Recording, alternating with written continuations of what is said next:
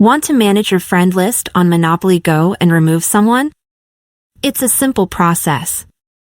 Follow this guide to learn how. Open the Monopoly Go app and go to the Friends section by tapping the icon in the bottom right corner. After that, select the leaderboard button to access your list of friends in the game. Scroll through your friend list to find the friend you want to remove.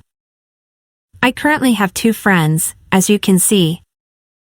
Now, I'll remove one. Press and hold on the friend you want to remove. A menu will appear where you need to tap the 3 dots. Next, select the Remove button that appears.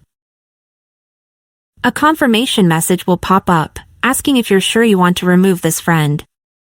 Confirm your decision by tapping the Remove button again. The friend will be removed from your list immediately. That's it. You've successfully managed your friend list in Monopoly Go. And with that, we wrap up this guide. For more tips and tricks, don't forget to follow.